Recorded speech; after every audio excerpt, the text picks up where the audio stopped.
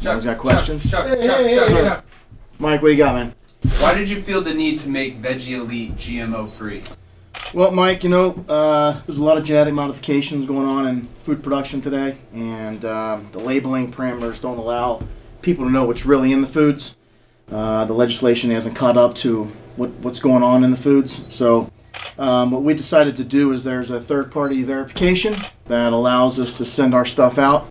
They confirm that it's non-GMO, and that allows our consumer to be very confident and feel comfortable with the food, the products that they're getting. Chuck, Mr. Rudolph. Joe, what do you got, man? A lot of people are saying veggie proteins are inferior to animal protein. What do you have to say about these naysayers? Well, Joe, you know what? I used to be one of the naysayers. I used to actually think that whey was far superior. The veggies were non-complete. However, with the research that we've been doing, our combination of pea and rice we've put together allows it to be a complete protein, and we've done some work in the lab so that we're able to make sure that it's completely digestible as whey protein. So hence the Performance Elite Veggie Elite protein that we can compare to whey right now. Coach, Coach, Mr. Rudolph. you decided to go with only pea and rice protein in the Veggie Elite.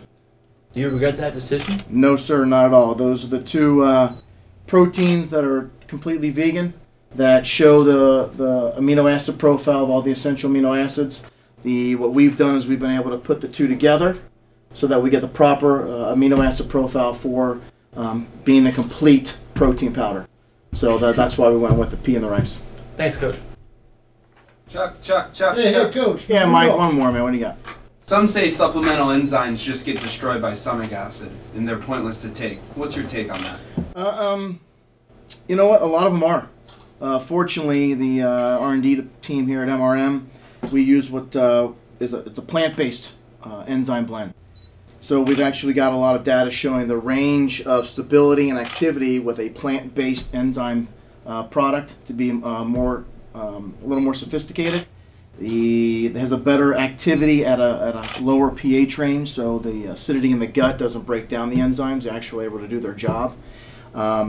So a regular enzyme that is not from a plant-based may get deteriorated or may break down in the intestinal tract.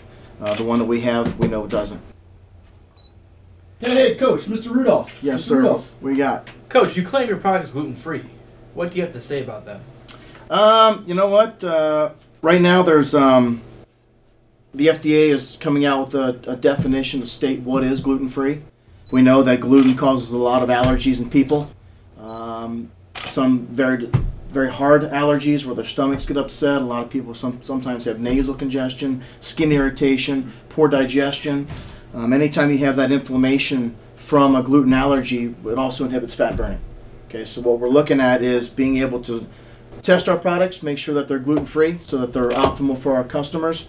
And right now, the FDA is coming out soon with a standardization that we're going to at least meet or exceed to make sure our product's gluten-free. Thank you. Hey, Coach, Mr. Rudolph. Mr. Rudolph. Coach. Mr. Rudolph. Yes, we got. Other veggie protein powders out there taste bland. Some would even say like dirt. But why does yours taste so good? Fortunately, the R&D team at MRM we've been working with natural flavors. We've been working with a lot of natural sweeteners since the late 90s. We've had stuff like Nature Gustusus. We've had other type of natural sweeteners that we've been playing with. And fortunately, right now, we have a product that we've got a blend called Tralifia, and that is our cornerstone that we're putting in all of our all-natural flavored, all-natural sweetened products.